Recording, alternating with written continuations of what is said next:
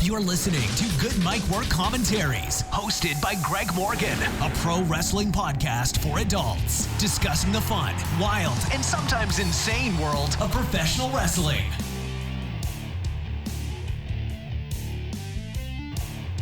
What is up, everyone? Good Mic Work Commentaries back at you with episode 484. Up here to give you what is probably going to be one of my easiest Raw and SmackDown reviews / pay-per-view predictions videos that I've ever done.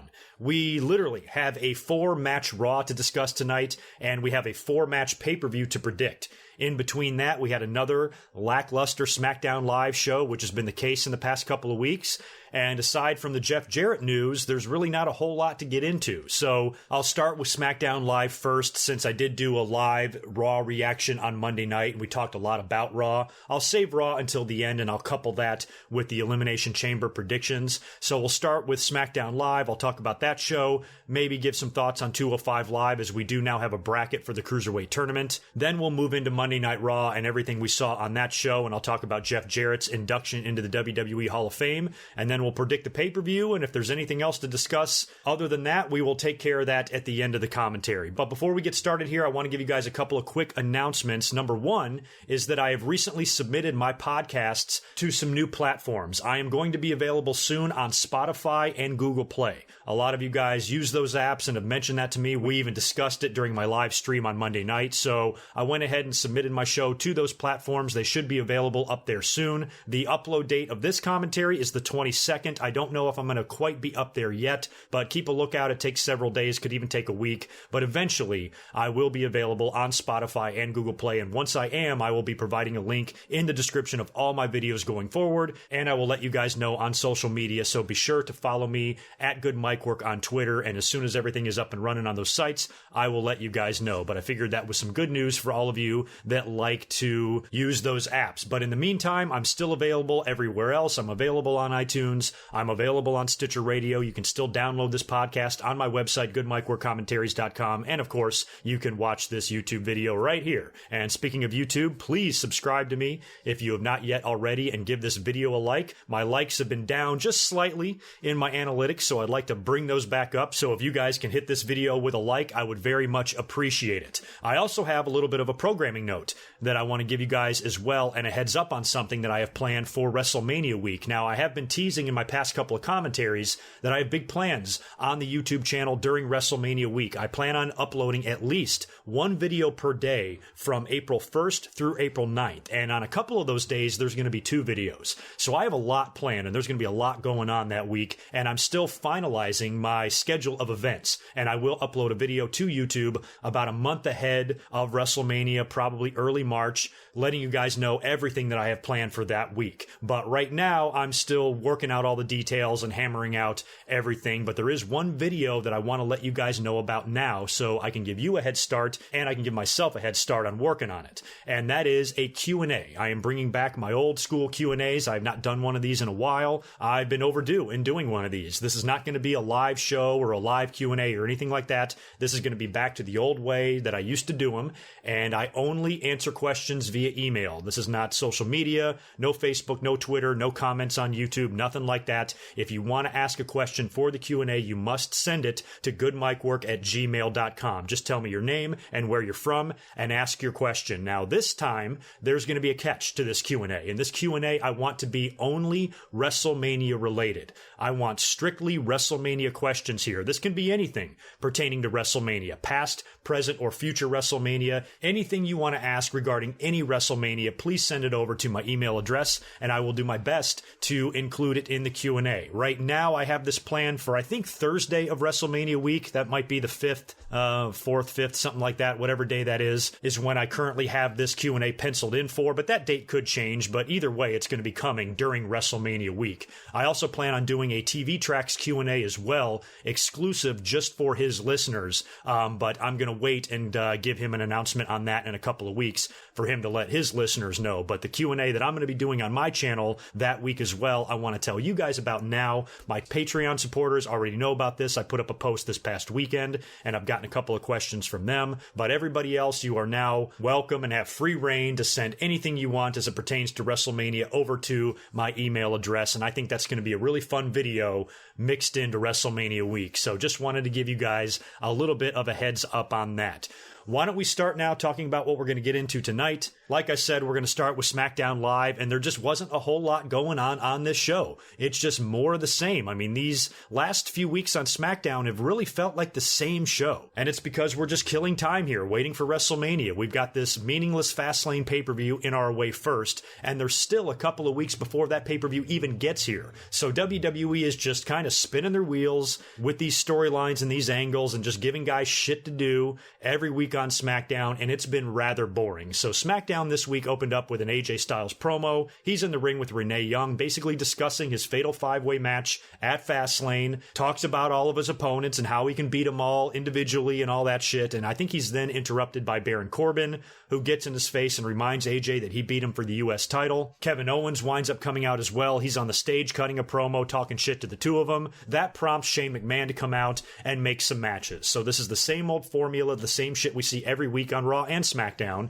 in most cases. These just cookie cutter type promos where you open up a show with a promo, a bunch of guys come out, commissioner comes out, makes a couple of matches, and there you go. That's what every SmackDown seems to be like. So Shane comes out and decides that he's going to make AJ Styles versus Baron Corbin in the main event. So that'll be your main event for SmackDown. And he's also putting Kevin Owens in the ring against Dolph Ziggler, and that match is going to open the show. So Dolph Ziggler comes right out, gets in the ring, and winds up having a match with Kevin Owens. Now, Owens got the victory in this thing when, right in the middle of the match, Sami Zayn's music hits. Sami Zayn sprints straight down to the ring, runs full speed. As soon as he gets to the ring apron, he stops, and Dolph is like, what the fuck? And Kevin Owens is able to hit Dolph in the back of the head with a super kick and roll him over and pin him. So Kevin Owens got the victory there. I'm looking at Ziggler, and I'm like, did they never give us any explanation as to why he forfeited the US title, and now he's just in these meaningless matches on SmackDown? So Dolph Ziggler, while he is getting a title shot at Fastlane, it still feels, like, what's the point of him coming back? The whole thing, the whole point of him walking out, I thought, was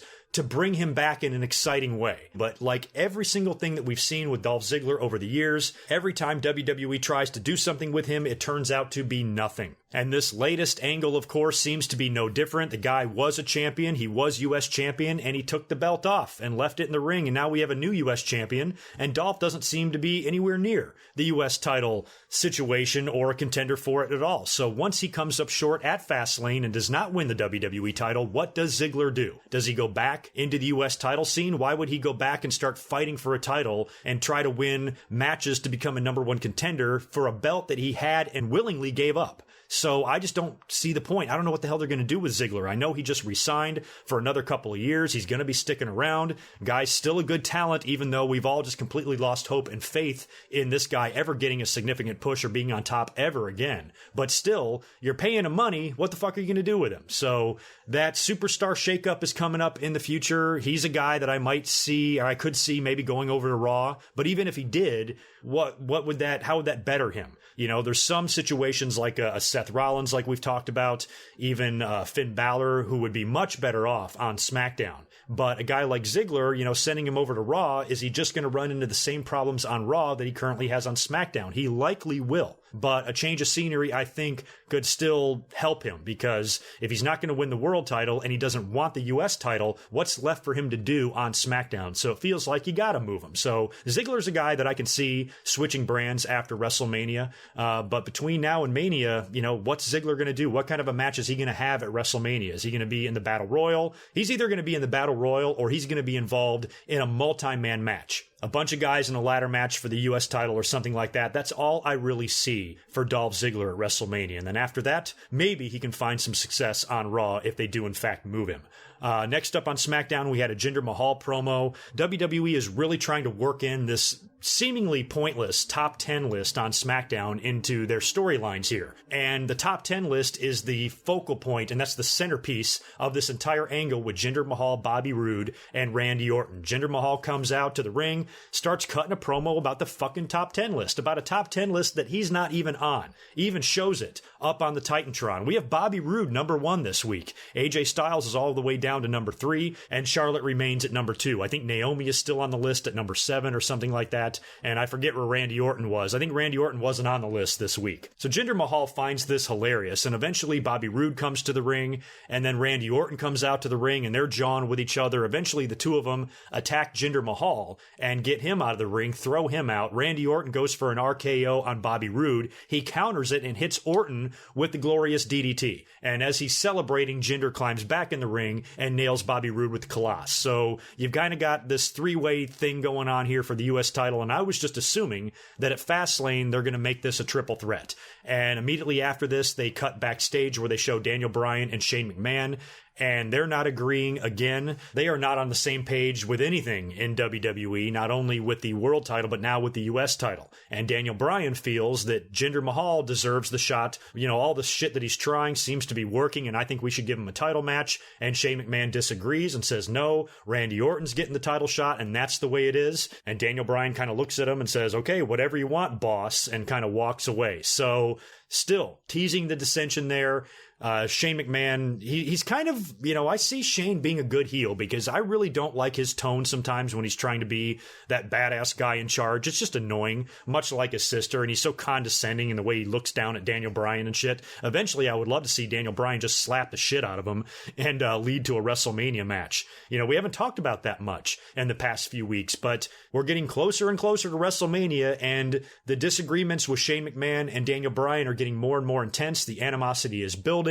It's growing. They are not going to do in this, I believe, what they did with Daniel Bryan and The Miz, where they built that issue and then there was no payoff. If they go through all this, months of build between Shane McMahon and Daniel Bryan, and nothing ever happens, I'm going to be really, really disappointed. So I, for one, hope that this still leads to a match. I'm holding out hope. When you look at this on paper, it just seems like that's what they're doing. No matter what Daniel Bryan is saying in interviews and no matter what kind of information is leaked behind the scenes, oh, Daniel Bryan can never wrestle again. He's still not cleared. He will never wrestle for WWE. I'm hoping that a lot of that is put out there just to throw the fans off a bit, because how can they do all of this and not lead to a match between the two? And I'm still holding out hope. I'm not giving up yet that Daniel Bryan will wrestle at WrestleMania, because if he doesn't, what the fuck is the point of all this unless Daniel Bryan has somebody wrestle on his behalf against Shane McMahon?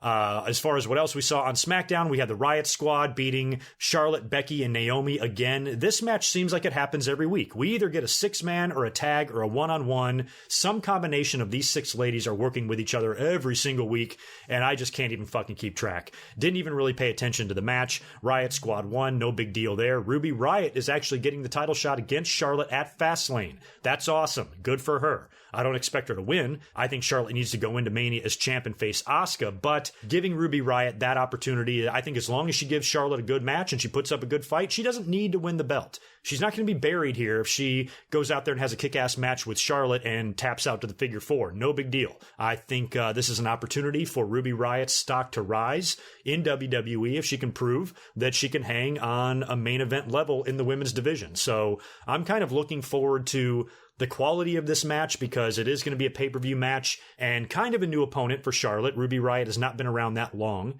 and we've seen so many pay-per-view matches over the years with Sasha and Bayley and Becky and Naomi and women like that.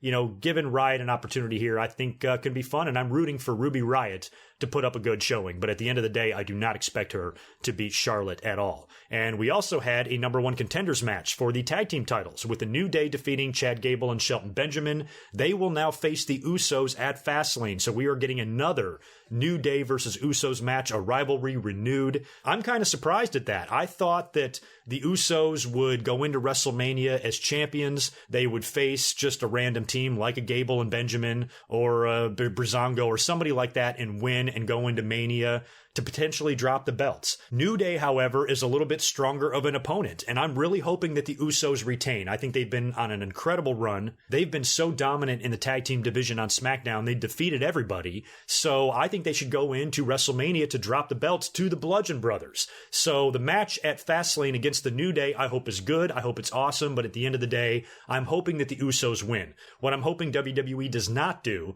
is put the belts on the New Day in order to give us some multi-team match at WrestleMania. I don't want to see Usos and New Day and Gable and Benjamin and Bludgeon Brothers in a 4-way fuckfest at WrestleMania. You know, the ladder match thing was really fun last year on the Raw side with the Hardys coming back, so I'm not necessarily against multi-man matches. I understand that that's a part of WrestleMania to get everybody involved, but considering the run that the Usos are on and the fact that they've defeated every team and there's only one team on the roster that can potentially stop them, and that's the Bludgeon Brothers, I think that's the match you do. So I think you should put the belts on Luke Harper and Eric Rowan. I know that sounds crazy. That's a really hokey and funky gimmick that they got going on there, but they're a badass team, and I would prefer them to stay badass before they start winding up in Breezango segments with the Ascension. Because don't forget, the Ascension were supposed to be badasses, and they're anything but.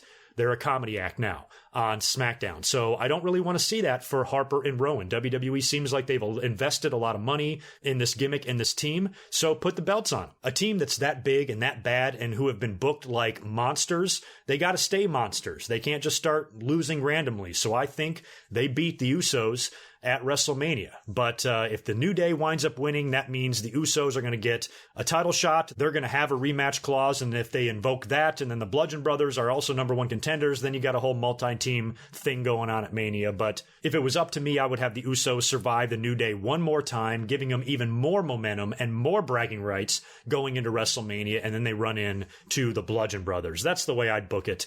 But again, as far as what we saw on SmackDown, it wasn't that compelling, you know? The only cool part was that the Bludgeon Brothers came out right after the match as the New Day were leaving after they won, and they're standing there in the aisleway, and the Bludgeon Brothers don't do anything to them. Eric Rowan, I think, looks over like he wants to attack, and Harper stops him. And the whole time, Kofi is holding the plate of pancakes, which I got a huge kick out of. So just be careful, WWE. These guys are supposed to be monsters, and Kofi is sitting there holding a tray of pancakes when they approach him. Fucking New Day, man. They crack me up.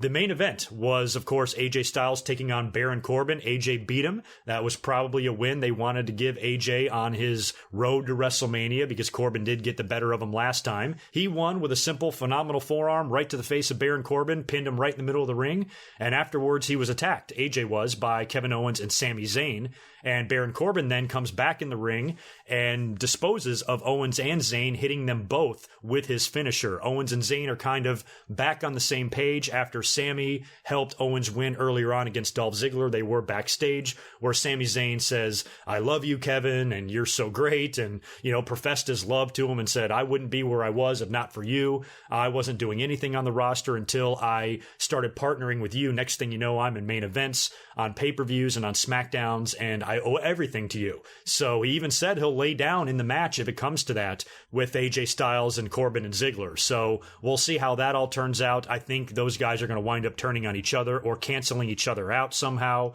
at Fastlane, maybe even leading to a WrestleMania match between Owens and Sami Zayn. So something will happen at Fastlane where they will implode and, kind of eliminate each other from the match, leaving Corbin and Ziggler in there with AJ, and AJ, I think, will find a way to win, maybe pinning Ziggler at the end or some shit like that. I don't know. Whatever they do, AJ just better walk out of that match with the title. Aside from that, the only other thing we saw on SmackDown was a video package highlighting Shinsuke Nakamura, which I liked. Shinsuke doesn't need to be on the show every week. He's got nothing to do right now. His opponent is waiting there for him. He's got to wait until Fastlane comes and goes to see who he's going to face, hopefully AJ Styles. So in the meantime, there's no sense in putting him on SmackDown in meaningless matches that have no point to them. So keeping him off TV and running a video package, hyping him up, I thought was perfect. I said that a couple of weeks ago about Monday Night Raw when Roman Reigns was in the ring just fighting Sheamus randomly. I'm like, what's wrong with just leaving Roman off the show? He's got no issue with Sheamus. It just made no sense. And I'm like, why are these guys going out there and killing each other for no reason? Just keep him off TV. Don't have him come out there and risk injury.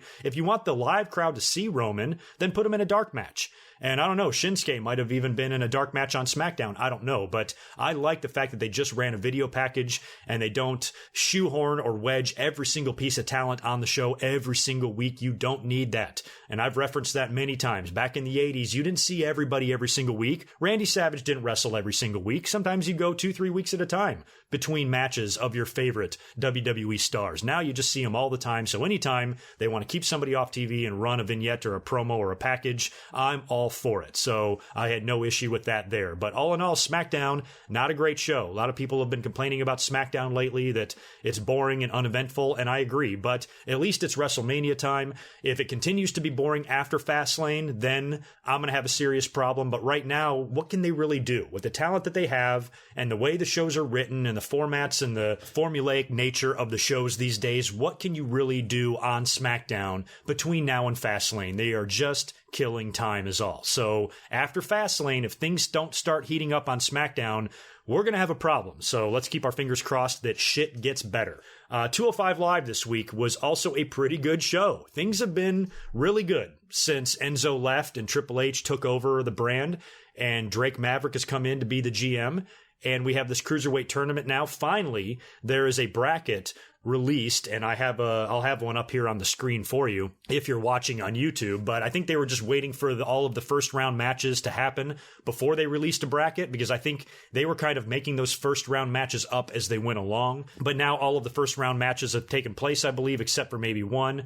And now you can actually make a bracket. But looking at the bracket, my guy is still Cedric Alexander. He's the guy I'm picking. I think he's the guy you go with. That's the direction they should go. He's been there since the beginning. He's been one of the most solid performers they had there, and he had a really good showing in that inaugural tournament to crown the first champ. And he's had a couple of missteps along the way and title shots that didn't work out that were no fault of his own. And the dude's super amazing talented, and he's athletic as fuck, and I think he's the guy. So I am picking right now Cedric Alexander to wind up winning this thing. On 205 Live, we saw a really good first round match between Mustafa Ali and Jack Gallagher. Gallagher is rocking the new gear, of course, last week. Drake Maverick told him he can't wear suits to the ring anymore, which I'm fine with. I would hate to have to wrestle on that shit anyway. So I'm glad that Gallagher is back to looking like a normal wrestler. And they had a pretty damn good match. One little botch on the outside of the ring there where Gallagher, I think, failed to catch Ali or something. But, overall, that was a really good match on 205 Live, and I enjoyed it. And we also had Buddy Murphy making his debut, and he defeated Daivari in a first-round match as well. And I think Buddy Murphy has got some potential in 205 Live as well. I really like his style and his look, and he's got some cool moves. And, you start playing with him a little bit and giving him a character, he can find success on 205 Live. So I liked what I saw out of him as well. There also have been some rumors of the Hurricane, like Gregory Helms, coming back into the company and joining the 205 Live roster. That really surprises me. Judging the way he looked at the Royal Rumble, he better get in a little bit better shape if he wants to do this. But if he came back, why not? I think he'd be a fun, old school guy to have on the show. He could be like 205 Live's answer to Goldust on Raw. Just this wily veteran that's still there. And plus, Gregory Helms was a cruiserweight back in the day. He is a former cruiserweight champion in WWE. And he's a veteran that can help some of these young guys and give them advice. He might just be a good presence to have on that 205 Live roster. So if Hurricane Helms actually does make some sort of a small comeback in WWE on 205 Live, I will be thrilled as hell. So I'm rooting for that. So hell yeah, bring back Gregory Helms. And like I said with the Royal Rumble, he's pretty good friends with the Hardy Boys. So I'm sure that relationship is not hurting his chances of getting back into the WWE. Also, before I get into Raw here, I will mention a little bit about the Mixed Match Challenge. I have seen absolutely none of this, and I apologize for sucking with the Mixed Match Challenge. I've been eyeballing a little bit on Facebook, but I haven't really been paying that much attention. I know that The Miz and Asuka, I think, are still in this thing. We had Rusev and Lana picking up a victory, and so did the Robe Warriors. That's awesome. Charlotte and Bobby Roode, they look great together, and I love their name, the Robe Warriors. That's fucking brilliant. So the Mixed Match Challenge is just something that I opted out of. I don't know how else to explain it. I watched the Cruiserweight Tournament. I watched a good portion of the Women's Tournament. And I watched the UK tournament, but this one, it's like, I just didn't have time for it. So I'm kind of catching some clips and I'm watching some highlights, but that's all I'm doing. So unfortunately, I don't have anything that great to offer you guys as far as opinions go on the Mixed Match Challenge. But you guys are welcome to let me know what you think about it in the comments below. Let's move on to a very, very bizarre Monday Night Raw now. This was a weird one. I ran a Twitter poll on Monday because I planned on coming up at some point on Monday for a live stream just to chat with you guys and talk about Raw and shoot the shit or whatever. So I asked you guys, what do you want me to do? Should I come up and live react to the entire show, or should I come up after the show? And just like the last time I ran this poll, it was like dead even. And by like 1 percentage point or something like that, reacting to the entire show won. So I decided that fine, I'll come up and I'll live stream my reaction to it and discuss it with all you guys and make fun of Michael Cole and all that good stuff. What I wasn't expecting is that this gauntlet match that was announced for the show took up the first 2 hours of Monday Night Raw. 2/3 of Monday Night Raw was occupied by one match. And at the time, I was kind of lukewarm on the idea because I didn't understand the gauntlet match to begin with. This was prior to the match happening.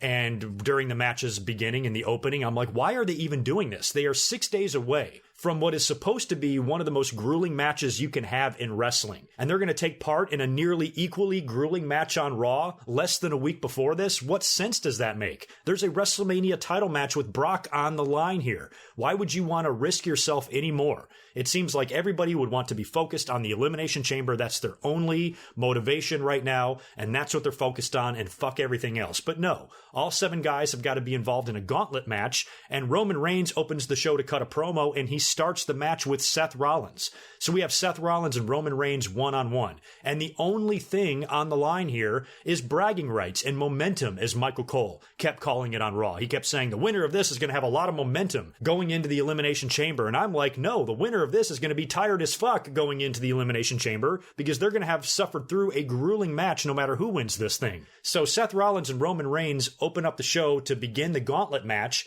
and Seth Rollins beats Roman Reigns clean, catches him on a roll-up, pins Roman, and gets a surprise victory over him, and wow. Just like that, opening match of the show, Roman Reigns is out of there. Guess who comes out next? John Cena. And Seth Rollins proceeds to have a pretty long and pretty good match with John Cena. I want to say this match went 30 minutes or something like that. I don't know what the official time on the John Cena and Seth Rollins portion of the gauntlet match was, but it was a long match and a lot of near falls. And I remember watching on the live stream near the end after Seth is just fighting his heart out. He's already had a grueling match against WWE's top guy. Now he's having a grueling match against WWE's former top guy. Seth is fucked, right? So eventually Cena is on the top rope, and they're both on the ropes kind of straddling the middle rope. And I'm like, well, shit, here it comes. John Cena's going to pick him up and super AA him off the top and get the pin, and that's going to be it. And Cena does that, but Seth Rollins kicks out again. And then it leads to Cena doing the double AA thing, where he hits him with the AA, and then he rolls into another one.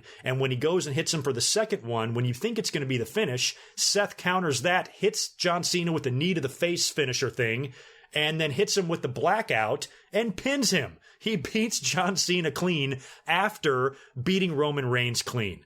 And I was like, wow, now this changes everything. Here I hated this match. Here I thought it was the worst, dumbest fucking thing ever. And it still doesn't make any logical sense. But the performance by Seth Rollins, imagine if Roman Reigns or John Cena did what Seth did. Imagine if Roman defeats Seth and then defeats Cena in a match after that. Oh my God, they're making him look so strong. He already had a grueling match. It doesn't make any sense for him to beat somebody else. That's what Seth did, and everybody loved it. So provided it's not who the fans hate, and provided it's not Roman Reigns doing something like this, it's totally fine. And I loved the fact that Cena and Reigns both put over Seth Rollins back to back. That's incredible. And I kind of feel like they're building some sort of a story with John Cena. He has not been doing much. After each guy lost, they were interviewed backstage by Renee Young, and John Cena was very dejected. And he's like, I better win on Sunday, otherwise I have no road to WrestleMania for the first time in my career. And he seems really down about it. So if he winds up coming up short at WrestleMania, that could be the catalyst to get him involved in something big at WrestleMania. Maybe John Cena says,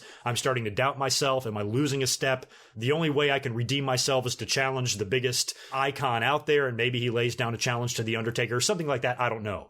But it seems like they are making this a thing with John Cena to where he's just not the same anymore. And he's losing a lot of matches. And here he's losing to a guy that already had a grueling match with a top tier guy in WWE, potentially the man in WWE in Roman Reigns. So I was really impressed with Seth Rollins' performance in this, and he went 65 minutes or some shit like that on Monday Night Raw, because the next guy to come out was Elias, and Seth Rollins damn near had him beat too, but eventually he fell to Elias, and Elias was able to get the pin, but Rollins had two extremely grueling matches there with Roman Reigns and John Cena, and he put on a hell of a performance. I was just impressed as hell with Seth Rollins. Now, I think this was a little bone WWE was throwing to him because I don't expect him to win the Elimination Chamber, but maybe this kind of gets fans thinking about him again and shows WWE how good this guy actually is. And if they do wind up moving him over to SmackDown, imagine a Seth Rollins and Shinsuke Nakamura title match. That would be fucking badass, would it not? So I really hope that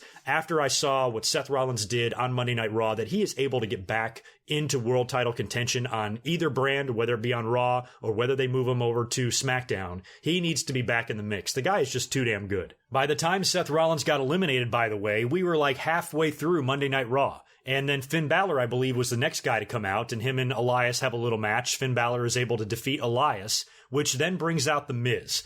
And Miz and Finn Balor work for a little while. Finn Balor is spent because he worked pretty hard against Elias the match before. Miz gets the victory over Finn Balor and then realizes that the last guy to come out is Braun Strowman. Can you believe that? A 7-man gauntlet match and the last guy out is Braun Strowman. He's already at an advantage, and now all he has to do is just come out there and eat whoever is left.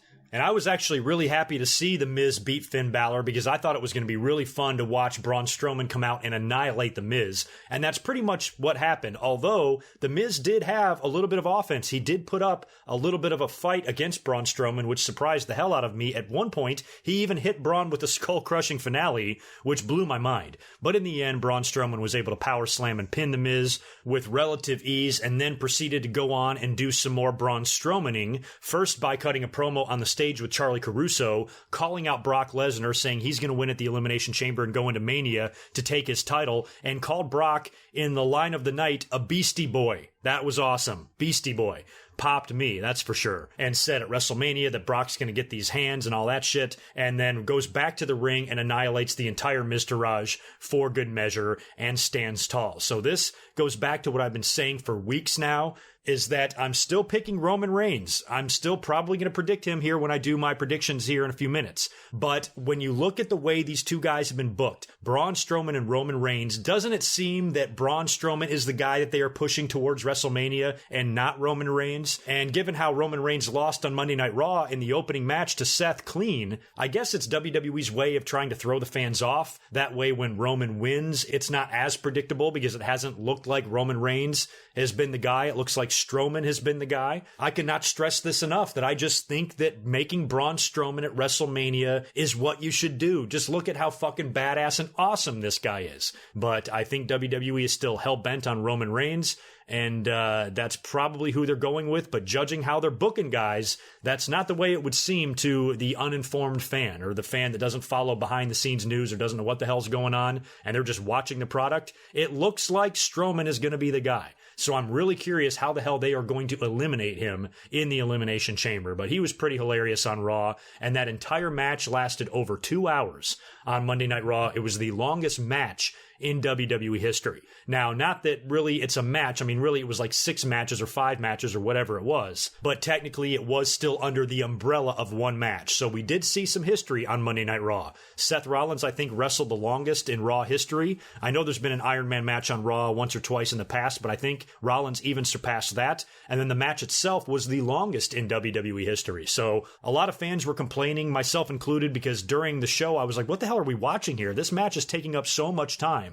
But in the end, isn't that better? Aren't we sick of seeing the same shit every week? The same boring, formulaic backstage promos and the same promos in the ring and how they set up matches and what they do. Every single Raw is just a template, and different, characters and different pieces are placed into the holes to kind of make it a different show. At the end of the day, all these Raws and SmackDowns are just cookie cutter versions of the previous week, just with the players mixed up. So for WWE to do something different like this and have one match take up 2/3 of their show, looking back, I really have no issue with it. And I'm glad that they tried something different. And it turned out to be pretty good too, because there was a lot of little stories in the match. Seth Rollins' performance was amazing. John Cena and Roman Reigns both losing clean was amazing. Braun Strowman being his Braun Strowman self was fucking great. There was a lot of good things in that match, even though we had 26 commercial breaks during the whole thing. It was relatively well done, and the wrestlers are to thank for that. They really especially Seth, came through and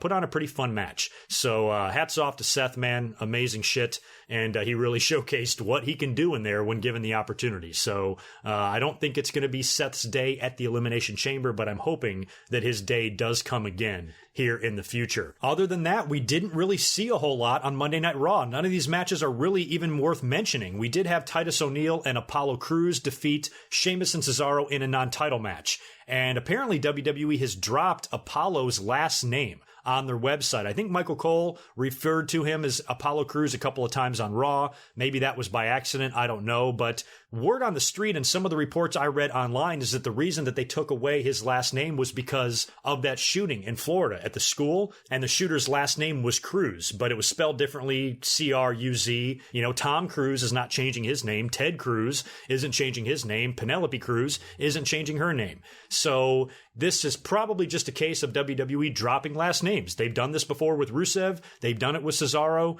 I think they've done it with somebody else too. So this is nothing new here. So if it does have to do with the Florida shooting, I'm kind of surprised because I don't think anybody would falter WWE. I don't think anybody would be offended. Oh, I watched Raw and I was so disgusted to see a wrestler with the last name Cruz. No, I don't think anybody would even care. So maybe it was just WWE's way of trying to take the high road here and say, okay, let's just take away his last name. Just no reminders are needed. We don't need to remind people of what happened. It's already horrific and tragic as it is. So maybe that was just a little gesture by them. And they did do the 10-bell salute, or the moment of silence, I'm sorry, at the beginning of the show for all of that. So WWE tried their best to handle it, you know, in their WWE way, but taking Apollo Crews' last name away from him, I don't know if it's because of the school shooting or if it's because WWE takes last names away from guys all the time. Elias is another guy that comes to mind, or if it's a combination of both. So who knows there. We also had an Asuka promo in the ring. She was pretty funny in her little promo. She was attacked and ambushed by Nia Jax and got her ass kicked by her. They're, of course, facing each other at the Elimination Chamber. And we had a tag team match. Sasha Banks, Bayley, and Mickie James beat Alexa, Mandy Rose, and Sonya Deville. And after the match, Alexa still has this weird alliance with Mickie James.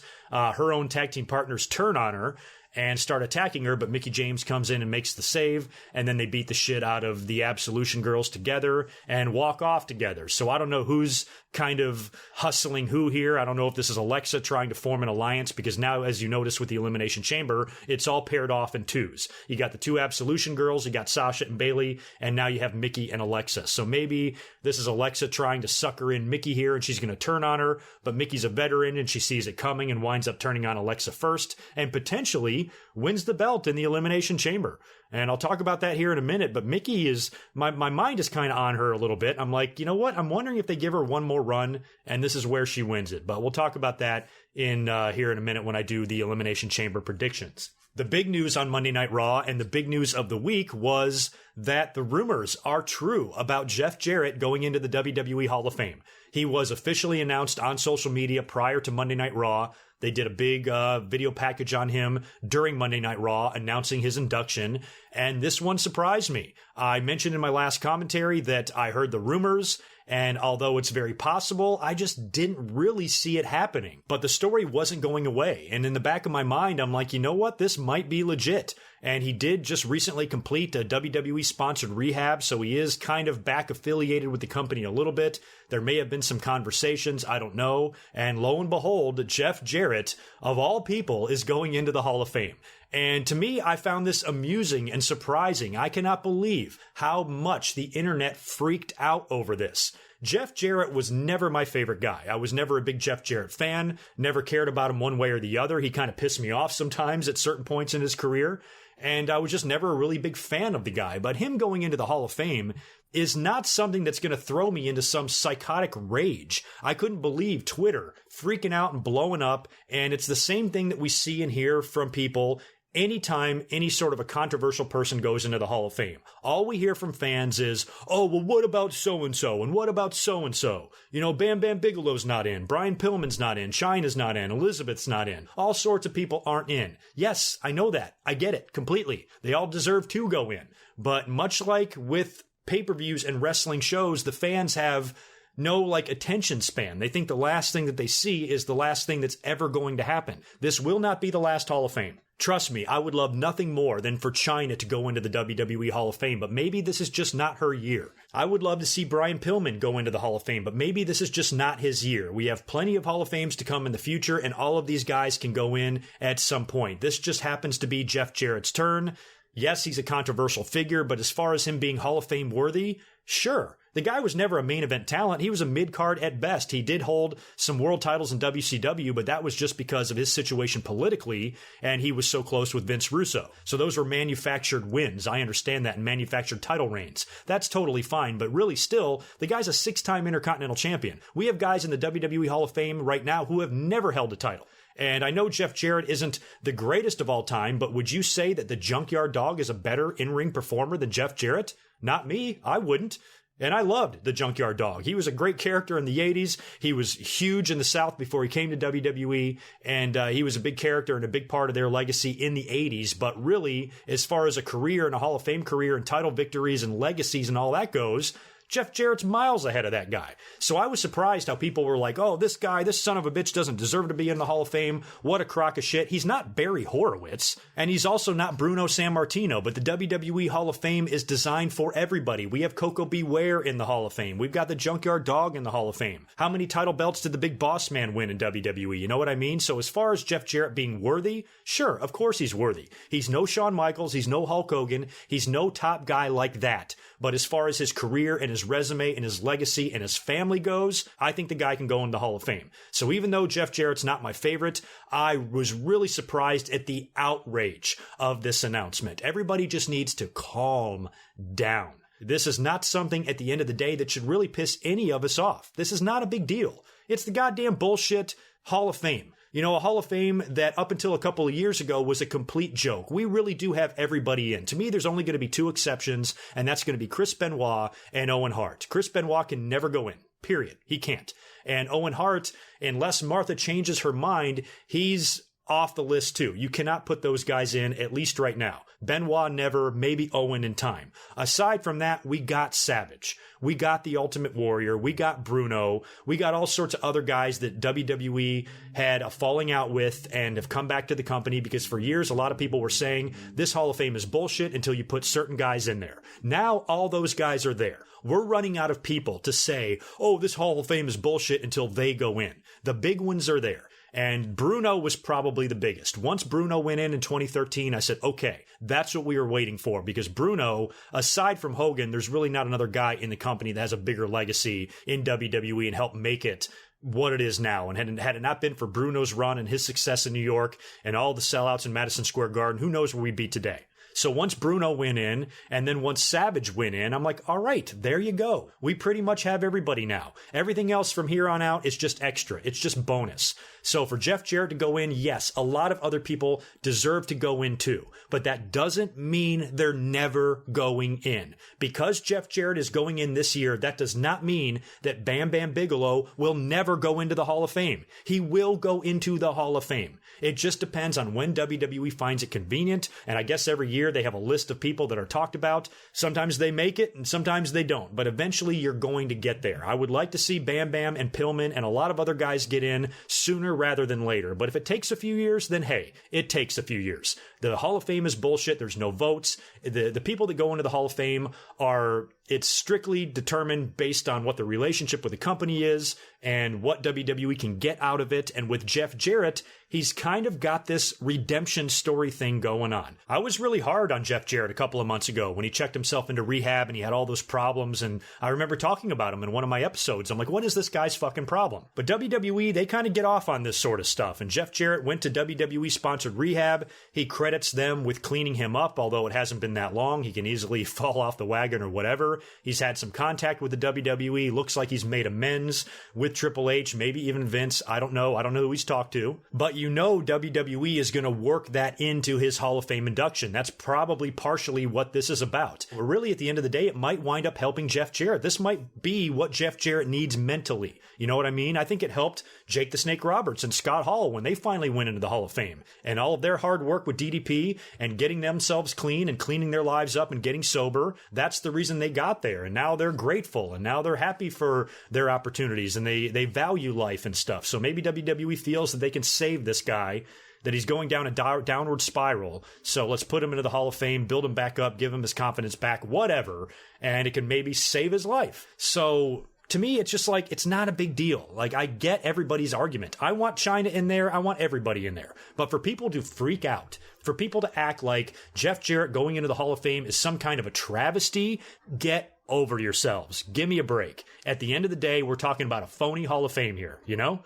And I love the Hall of Fame, and there's been a couple of times during Hall of Fame speeches where I've teared up, but that doesn't change the fact that it's really, at the end of the day, a phony fucking Hall of Fame. So let's not get hysterical over this shit. Let's now move in to the Elimination Chamber and predict this show coming up on Sunday. Now, for those of you wondering what I'm going to do for this show, I had talked about earlier that I might come up and react to the entire Elimination Chamber pay-per-view, but what I think I'm going to do instead is, instead of reacting to the whole show, I'm just going to come up for the main event. Now, it's still up for debate what the main event is going to be. I would like to think that the men are going to main event the Elimination Chamber, but that's not set in stone. But assuming they do, I plan on coming up for the final match, whatever that match is at the Elimination Chamber. That's when I will go live on YouTube. That way I don't burn myself out and I'm not tired by the time the pay-per-view is over, and I can continue to talk for a couple of hours after the Elimination Chamber. So I'm going to watch, the first 2 hours of the Elimination Chamber and live tweet, and then when the main event starts, click on over to my YouTube channel and you can watch the main event along with me, and then I will stay up after the show and continue talking and reviewing everything that we saw on Elimination Chamber. But why don't we start with the bottom of the card? There's only 4 matches announced right now on WWE.com. I'm assuming we're going to get a kickoff match or something. I have no doubt. We might even have one more match added to the main card. I'm not sure if there's even room for that, but we know we're at least going to get something on the kickoff. But as far as what I have written down for the main card, we have Matt Hardy taking on Bray Wyatt. Now, this is a goofy-ass match. I don't know what to expect here. This feud is not as good as we were all hoping it was going to be, and since Bray already owns a couple of victories over Matt Hardy, one on the 25th anniversary Raw in the Manhattan Center, I'm going to pick Matt Hardy to go over Bray Wyatt somehow in this match, maybe with some shenanigans or whatever. But whatever they wind up doing in the storyline with Matt Hardy and Bray Wyatt, it's almost like they're destined to align with each other eventually, like form an alliance. Maybe they're both so damn crazy, neither one of them can defeat the other, so they join up and create some weird goofy-ass faction. I don't know if Jeff Hardy comes back as Brother Nero and gets involved in this, or if WWE has other plans for Jeff and they want to kind of give him one more run as the Jeff Hardy that all the WWE fans know and remember, and try to squeeze one more run out of Jeff Hardy and sell some tickets and sell some merch. So it still remains to be seen what Jeff does. But as far as Matt Hardy and Bray Wyatt, I think they should team up here. What else are you going to do with these guys? Bray is fucking dead in the water. Woken Matt is not nearly as over as Broken Matt was in TNA. So put these guys together and have them do some crazy shit together. That's what I'm hoping all of this leads to in the end. We, of course, have Asuka taking on Nia Jax one-on-one. The stipulation in this match is that if Nia Jax wins, she will be inserted into whatever the women's title match at WrestleMania turns out to be. If it's Asuka versus Alexa, then it'll be a triple threat. But I'm hoping that Asuka winds up challenging Charlotte. That is likely what she's going to wind up doing. I did pitch an idea of Asuka's streak coming to an end at the Elimination Chamber. WWE can still do that. They're not above doing something stupid. But the more I thought about it, I was like, no, you would just have to think with that epic match with Charlotte, you need to have that streak intact because that would just add to the match. So I want to see Asuka defeat Nia Jax here and go into Mania to face Charlotte. And then on Raw, they can work everything out with Nia Jax and Alexa Bliss or whatever they're going to do there. It seems like they would be pushing towards that match, but they might wind up doing a 3-way or something on the Raw side of things, because if Asuka's going to be taking on Charlotte one-on-one, they might want to get more women involved on Monday Night Raw, which is why part of me is thinking that Mickie James might wind up winning the Elimination Chamber. I think that she might. If it was up to me, I think the way I would book it is to have Alexa Bliss retain the title and drop the belt to Nia Jax at WrestleMania. I think you got to put the belt on Nia at this point. What else are you going to do with her? She hasn't had a run with the belt yet, and they've been building this issue and this friendship with Alexa Bliss for a while now, and it seems like it should all explode at WrestleMania, but I don't know if we're going to see 2 women's one-on-one matches for the title. I think we're going to see that on SmackDown with Charlotte and Asuka, but on Raw, we might see several ladies involved, which is why I'm thinking that maybe Mickie James pulls a fast one here at the Elimination Chamber and scores the upset maybe it's down to Alexa and Mickey, and then, Alexa tries to turn on Mickey. Mickey sees it coming, and the wily veteran that she is able to outsmart the young Alexa Bliss and win the title in the Elimination Chamber. And then you go into WrestleMania and have a 3-way or potentially even a 4-way match for the women's title. I want to pick Alexa, but I'm going to go out on a limb. Because as much as I want to go out on a limb in the men's match, I think I'm going to play it safe and conservative and predict who we're all going to predict. So in the women's match, I want to do something crazy. I'm going to predict, just for shits and gigs, that Mickie James is going to win the Raw Women's title in the Elimination Chamber, and she will go on to have a multi-woman match at WrestleMania, and potentially with Nia winning the belt there. But why not? Pick Mickie, Just be different. All along, I thought Alexa Bliss would hold on to the belt until WrestleMania, but now I'm not so sure. So Mickie is getting up there, and she deserves one more run as well. For her to win it and have a run with the belt around WrestleMania time, I think would be great for her. So I'm rooting for her. So I'm going to pick Mickie James to score the upset and win the Raw Women's title in the Elimination Chamber match. And then as far as the men's match goes, God damn it, you guys know I want to pick Braun. Braun. Every single thing that they've been doing with Braun Strowman over the past couple of months has been hinting to him demolishing everybody in this fucking match and going on to beat Brock at WrestleMania. But we all know the internal plans. We've been hearing about it for over a year now, that Roman Reigns is going to be the guy to take the belt off of Brock Lesnar. Ever since he retired The Undertaker last year, that seems like it has been the plan. God, you guys, I want to pick Strowman so bad. You have no idea how I just want to say, fuck it, I'm picking Braun Strowman anyway. But no, I just think it's going to be Roman. The only way it would not be Roman is if The Undertaker showed up in the chamber and cost Roman Reigns the match somehow. I mean, Roman has been bragging about retiring The Undertaker all year. Maybe Undertaker comes back and says, hey, motherfucker, I never said I was retired. You're the one saying all that. And winds up costing Roman the match, and maybe you go with Roman Taker Part 2. But don't forget about John Cena. What the hell's John Cena going to do? John Cena's got to find a way to lose in the Elimination Chamber as well, so maybe if he loses, Undertaker has something to do with that. Or maybe the scenario I mentioned earlier, where Cena just gets pinned in the match, starts doubting himself, cuts a promo, and that sets up something with him and the Undertaker because John Cena doesn't know if he can still do it anymore. And or whatever, something like that, leading to a Cena-Undertaker match. So what I do like about this chamber, it's predictable, but it's not totally predictable. Even after Seth Rollins' performance on Monday Night Raw, he's got to be in the back of your mind as a guy that could potentially win this thing too. But the internal plan, I think, all along has been for Roman and Brock Lesnar. That is a match that I do want to see. I did like what they did at WrestleMania 31, so I'm not totally opposed to that match, but I am opposed to the predictability of it. I'm opposed to how the fans are going to handle it. They're going to fucking hate it. And if Roman Reigns winds up closing out yet another WrestleMania for like the third or fourth year in a row now, I think that's just going to be too much for the fucking fans to handle. So, man, I'm going against my better judgment here. I really want to pick Braun because I fucking love Braun, but I'm going to pick Roman Reigns. And unfortunately, I think that he might wind up pinning Braun Strowman to close out the match. I think those might be the final guys in the match, Roman and Strowman gets speared and pinned. I don't want to see it be that simple, though. If Strowman is going to lose this match, I want to see a big spot. I mean, don't forget, this guy is tipping over Raw sets and announce tables and ambulances and dump trucks. I just think that if they do wind up eliminating Strowman, a big spot needs to happen. Part of the cage needs to collapse on top of him, and they get a pin on him that way. I don't want to see it just be two guys left in the ring, and Roman spears him after that weird grunt growl thing that he does and pins Braun Strowman, because you also got to think about Braun Strowman going into WrestleMania. Everything that they've done with this guy, you're going to tell me that he's going to go into WrestleMania to be in the Andre the Giant Battle Royal again or do something completely meaningless?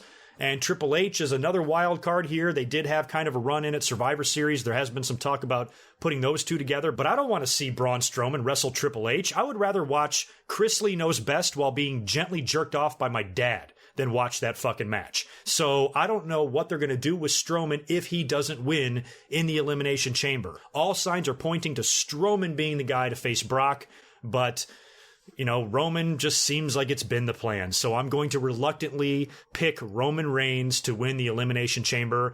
I just think WWE is going to do that, and I really hope they prove me wrong. I really hope they surprise me, and I hope they go with my idea that I've been pitching for weeks now, and that is giving Braun Strowman the victory in the main event over Brock Lesnar at WrestleMania, and you have made yourself a super fucking star. So there you go. I'm picking Roman to win the men's match, Mickey to win the women's, Asuka to defeat Nia Jax, and Matt Hardy to defeat Bray Wyatt. That just leaves Ronda Rousey's contract signing. Now, this is where I'm hoping Triple H gets involved, because I do not want to see Triple H involved with Braun Strowman. So if Stephanie is in the ring, which you got to know that she's going to be, it's probably going to be Steph and Kurt Angle in the ring while Rousey signs her contract. And what I'm thinking is that Stephanie is going to slap her, because Stephanie is Stephanie, and she bitch slaps everybody. We've seen all the people that she's slapped. She owes Ronda Rousey one from WrestleMania 31 a couple of years ago. So maybe she's in the ring and she waits until Ronda Rousey signs the contract, and then she says, you know what? You can't touch me now. If you do, your job's in jeopardy because I'm your boss. I can end your career just as quickly as it started, and maybe she rears back and slaps the piss out of Ronda Rousey. You know, and then maybe Ronda Rousey attacks her and takes her down to the ground, and Kurt Angle's trying to pull it apart. And then Triple H runs out there, and we get Triple H and Stephanie versus Kurt Angle and Ronda Rousey. If we are able to get The Rock somehow at WrestleMania, and he is able to work a match, it's not looking likely at this point. Maybe he can get involved in this too. Elimination Chamber is in Vegas. Maybe Rock can show up. Maybe he can show up on Raw prior to WrestleMania and set up the mixed tag. I don't know. But whatever they do here, you know there's going to be some sort of a confrontation between Rousey and Stephanie McMahon, because Steph's going to have to be in the ring for this. You know she is. And I think it's going to be a big deal. And since it is such a big deal, I wouldn't be surprised if Triple H was floating around this segment either. But I hope it's a lot better than what Rousey did at the Royal Rumble. I hope there's no awkward pointing to the WrestleMania sign. I hope Rousey actually speaks on the mic and has some verbal shit back and forth with Stephanie. I can't imagine her just coming out there and signing her contract, shaking hands with everybody, and walking away. You got to set something up for Mania here. So whatever that turns out to be, I guess we will find out at the Elimination Chamber. So the only thing I'm going to predict is that Rousey gets slapped by Stephanie. The fans aren't too high on Rousey right now. A lot of people are kind of angry and bitter at her coming in, and oh, she doesn't deserve it, and this and that, and you know, all that shit that you hear. But I like Ronda Rousey. I think that she'll be good. She's training to be a wrestler. She wants to be a wrestler. You can't blame her for all the success that she's had previously. I think Ronda Rousey will make a much better professional wrestler than CM Punk made a UFC fighter. And wrestling fans weren't complaining about CM Punk getting matches in the UFC, but a lot of UFC fans were. So now I guess we know how they felt with this Ronda Rousey shit. But I've got faith in Ronda. I think she's going to be fine. I think with the right training and some experience and some matches under her belt, in time she can translate into a fine women's wrestler in WWE. So I hope whatever they do at the Elimination Chamber helps get Rousey a few more cheers. That's why I think Stephanie slapping her will really help the fans get behind Ronda Rousey more, because right now they don't appear to be. So there you go. That's it for me. I'm out of here. Told you I would find time to talk for an hour anyway. So like I said, you guys join me this coming Sunday. I will be up here, you know, whenever the main event starts on the Elimination Chamber. Join me on YouTube. I will come up and react to the main event, and then we'll stay up and talk for a few hours about the pay-per-view and WrestleMania and what we're looking at heading into the big show. So you guys have a great rest of your week. I will talk to you in just a couple of days on Sunday, and I hope you all will join me. So you guys take care, and I'll talk to you real soon. Until next time, peace. This has been a GoodMicWork Commentaries production. Be sure to subscribe on YouTube at youtube.com/GoodMicWork. Follow Greg Morgan on Twitter at GoodMicWork and visit GoodMicWorkCommentaries.com for all the latest podcast and video content.